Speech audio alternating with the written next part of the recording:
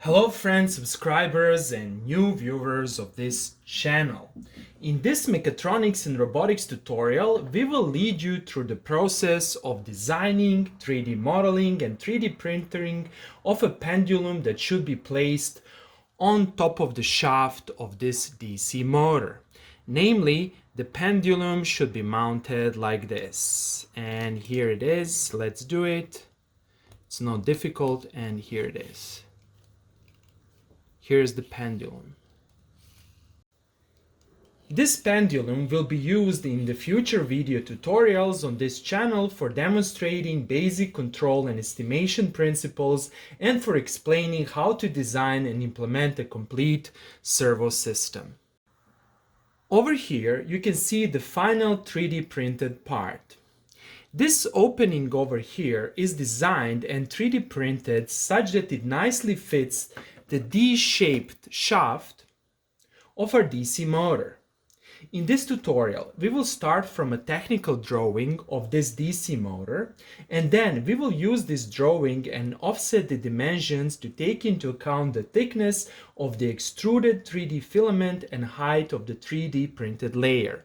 This is necessary because if you blindly use the technical drawing of this motor, that is these dimensions over here of this shaft, and if you model the part like that, and if you try to 3D print it, you will notice that dimensions will actually be smaller. Consequently, you will have to adjust the dimensions of the 3D model to take into account the thickness of the layer and the thickness of the extruded 3D filament. To design this 3D part, we will use a completely free CAD program called FreeCAD and a low-cost 3D printer. In particular, we are using Anycubic Cobra Max 3D printer with extremely large 3D printing volume.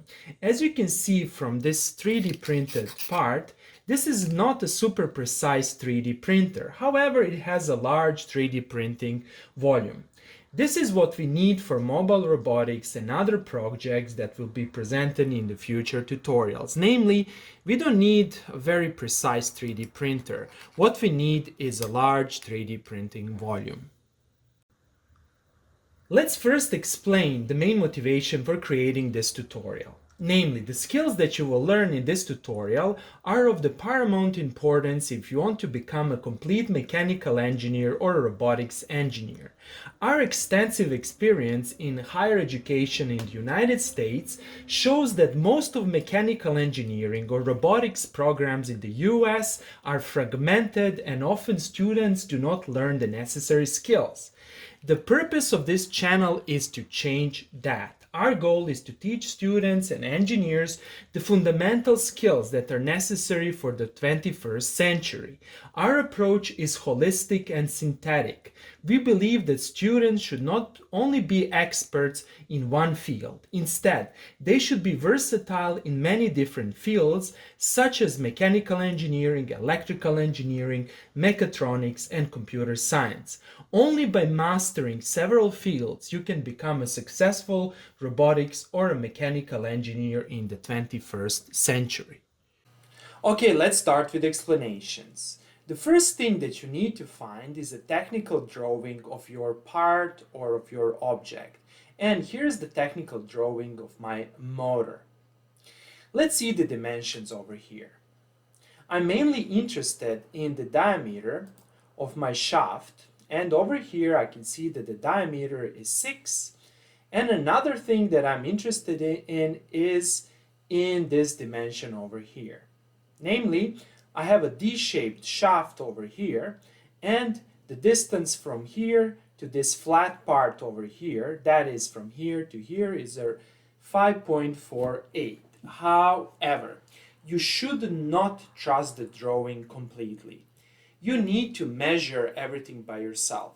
Since once this part is being produced, this part is produced with certain manufacturing tolerances, and often these dimensions are actually not actual dimensions, and I will demonstrate that in the sequel. You will see that in fact the diameter of my shaft is not 6, it's around 604 or 605. And this distance over here is even worse. It's not 5.48, is around 5.35 or maybe even 5.38, somewhere in between. That is, there is a difference of almost 0.1 millimeter between the actual shaft dimension and the drawing. You'll see such differences between the technical drawing and the actual part for low-cost parts. For example, this DC motor with the encoder costs around $15 and it is very low-cost product. And to be honest, I don't care. I can measure by myself and I can figure out the actual difference, and on the basis of the actual measurements I can make my 3D drawing. For me, the most important thing is that this part is low cost and that it still performs the work. Okay, let's measure the actual dimensions of our shaft. So first of all, let's start with the diameter over here and let's see what's written over here. Okay, this looks like it's around 6, right? A little bit more than 6. For example, 602. Let's see the dimensions of this D shape, and let's now press here to see. 535 or something similar. Okay. The next thing that you need to figure out is the layer height of your 3D printer. Over here, I opened this software called Ultimaker Cura. This is a completely free software for 3D printing. And here's the part over here. Now, the layer height can actually be set inside of this software, and this software will generate a G-code for my 3D printer. And you can see over here that the layer height is 0.2. However, this layer height should actually match the layer height of your 3D printer. Consequently, it's the best practice to try to print a single layer and then try to measure with, for example, a caliper or with some other device, the layer height. Another thing that you need to measure is actually the thickness of the 3D printed filament, because this is also very important. In the case of my 3D printer, the actual measurements are 0.1. And consequently, when I create my 3D model, I will have to offset the technical drawing such that I take into account the thickness of my 3D printed filament. Namely, if you just stick to these dimensions, and if you say, okay, this shaft diameter will be 6, once you print it, you will see that it's not 6, it's actually larger. And it's going to be larger for the half of the thickness of your layer, or for the half of the thickness of your 3D part, or even for the full thickness of the layer and the full thickness of the 3D printed filament. Consequently, it's very important to keep these things in mind when designing a 3D element. The best strategy is to try to print a small 3D cube. You can simply design it and do the measurements after 3D printing, and after you print that 3D cube, you'll be able to figure out what are the actual thickness of your layer and what is the width of the 3D printed filament. Okay, let's start with 3D modeling. In this video tutorial, we are going to use a completely free program for 3D modeling. The name of this program is FreeCAD.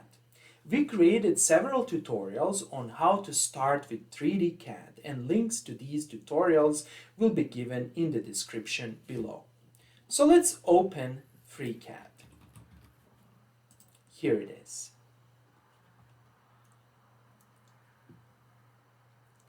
And let's start with 3D modeling. First of all, let's create a new program or a new sketch, and then click here and click on Part Design. Let's click on Create Body and let's click on Create Sketch. And let's select this XY plane. Here it is. Then let's turn on the grid and let's adjust the grid size to be 5. Here it is. Good. The first step is to model this D shape over here. And we should model the opening. That is, we should model the hole. And the hole should be D-shaped. Now, again, we have to keep in mind the thickness of our 3D printed filament. First, let's create a circle. So click here and click on center and the rim point. And let's center the circle over here and let's specify an arbitrary radius. For example, this radius over here.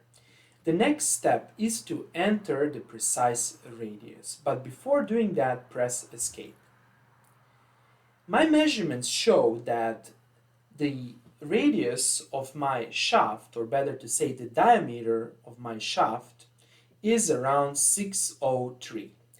Taking into account that the thickness of the 3D printed filament is 0.1, I'm going to expand this radius and I'm going to specify the radius to be 6.13. So to specify this radius, click here and click on this constrained arc or circle.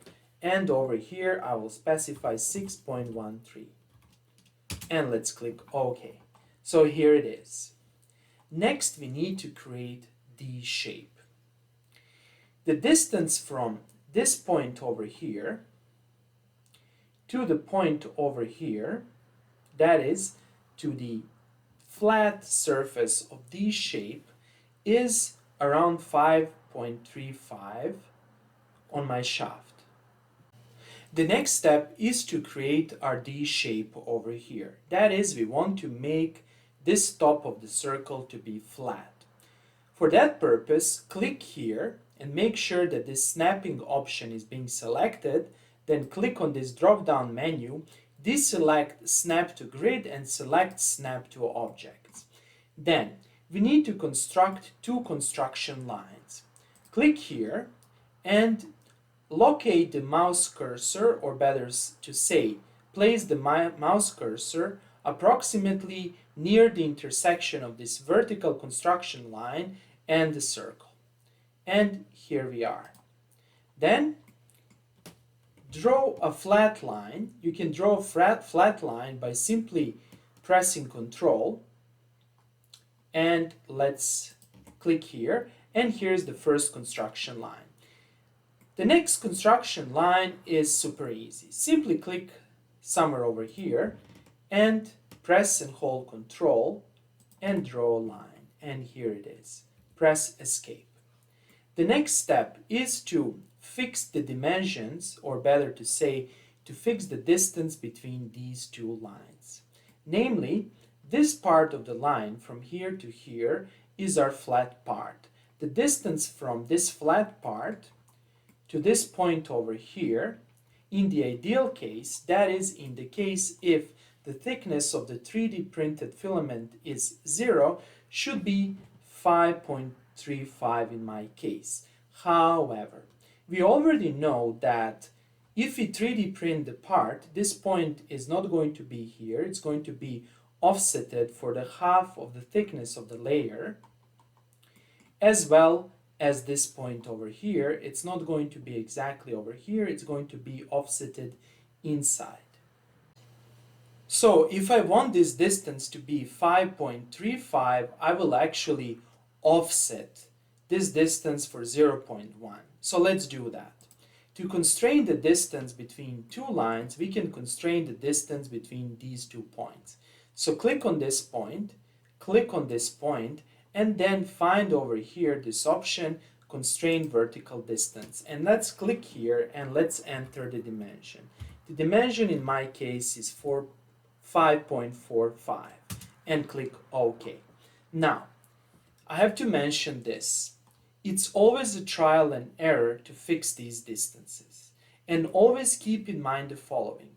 Currently, this distance is 5.45.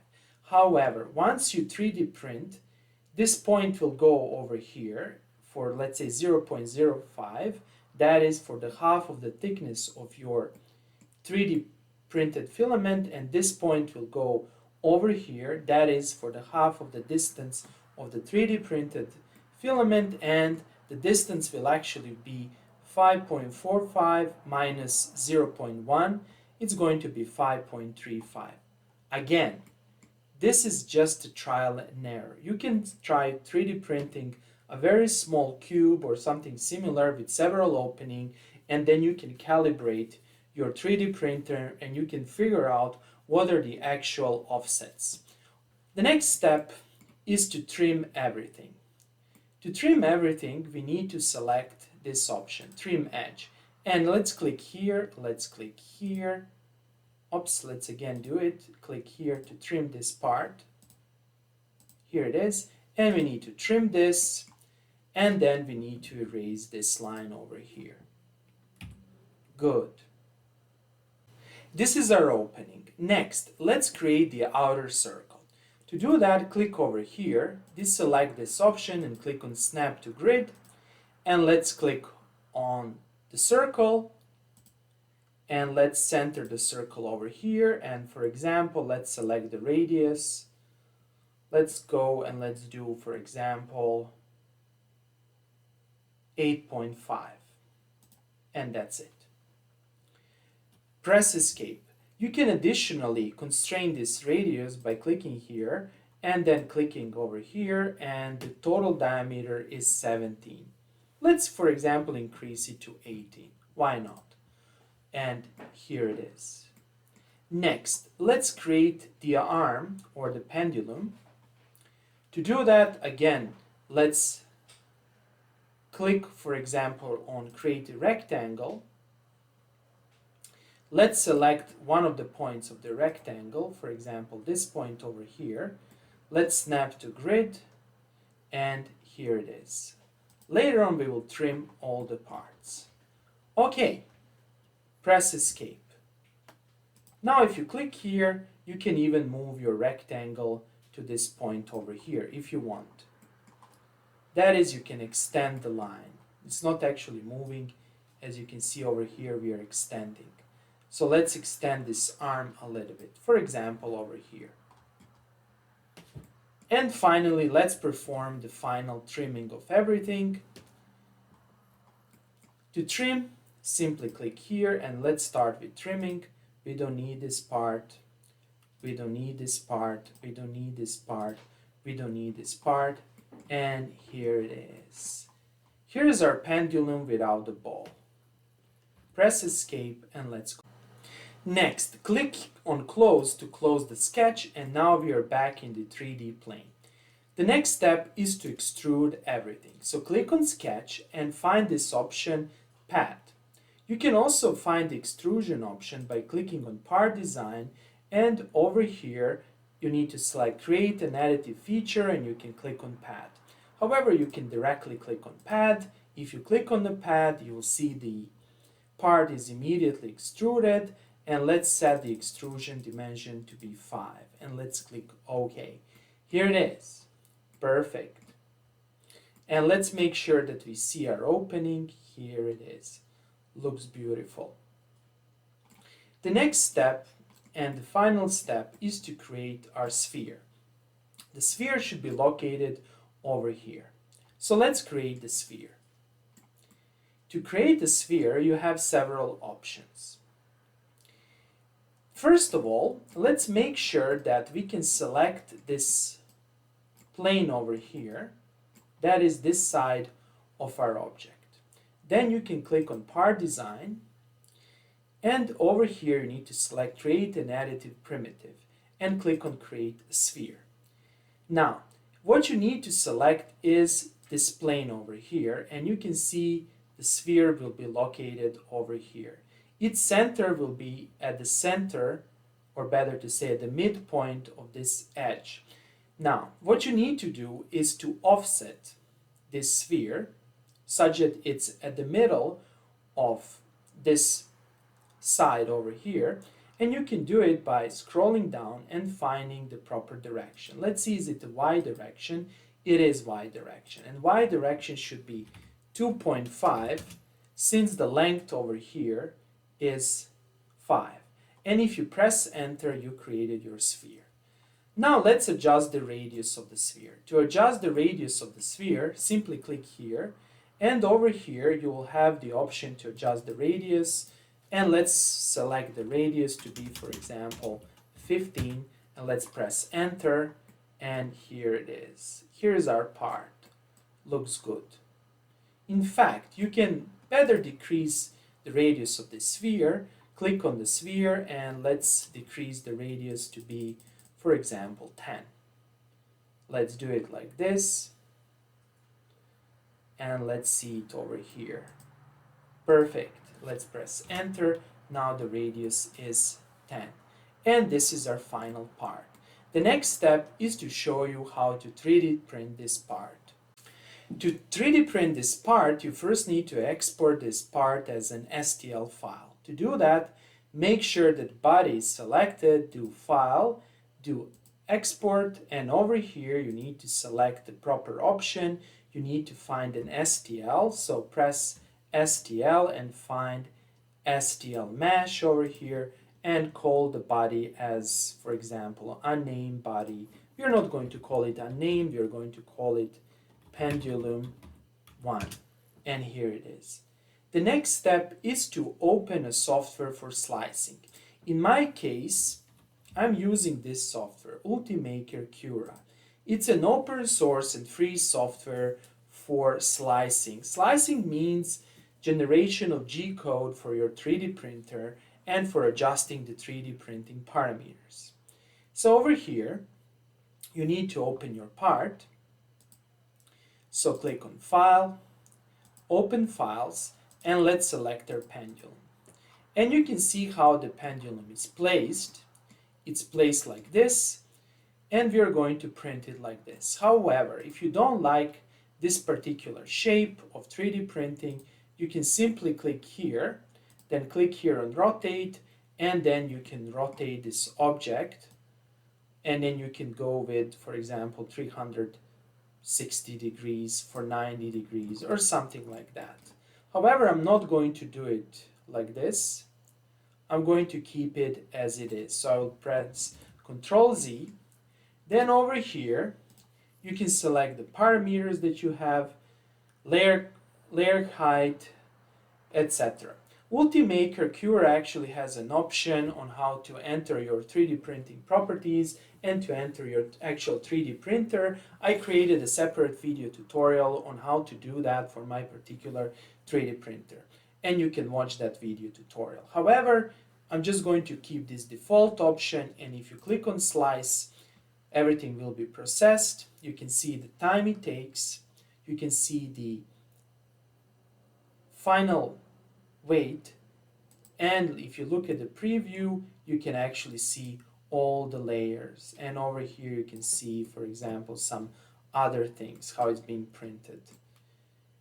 And then at the end, once you're done, you can do Save to File, and you'll see that this file will be created. It's a G-code file that you can save, for example, on a micro SD card, and then you can transfer it to your 3D printer. Here I will just save it, and that's it. Okay, that's all for today. Currently the base is being printed, and you can see it over here.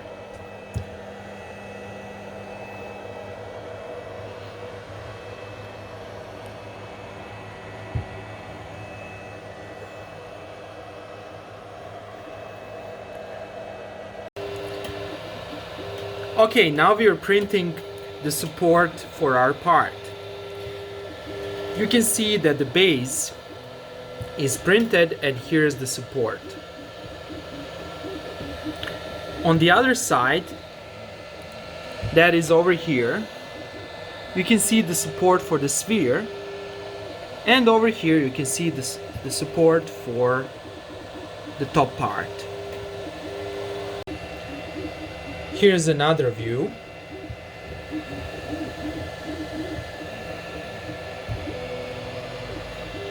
And over here you can see the sphere. So after approximately half an hour, here's the progress. We can see the fill-in. We can see triangles here. And let's look at the sphere on the other side. Here it is, looks beautiful. We can see that the base and the support are properly being 3D printed. And now we are 3D printing the main part everywhere. And over here you can see the final 3D printed part. You can see this base over here, and you can see the sphere. And I started removing this support over here. You can see this part where the shaft comes in.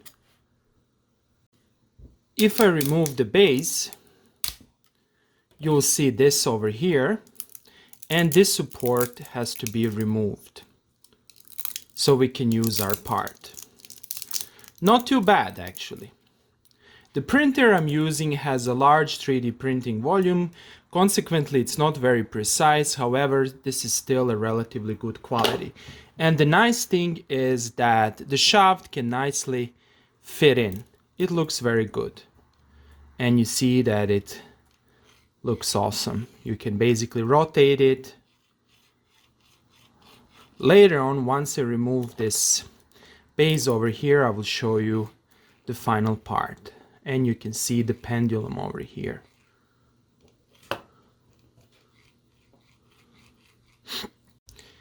Here's the part after I remove the support over here. I just roughly remove the support. Of course, you can use a file to make this surface to be more smoother and to remove other artifacts. However, I will not do it over here. So let's mount it. It perfectly fits. Let me just make sure that it's correctly being mounted. Here it is. You can slide all the way down, and here it is. Looks perfect.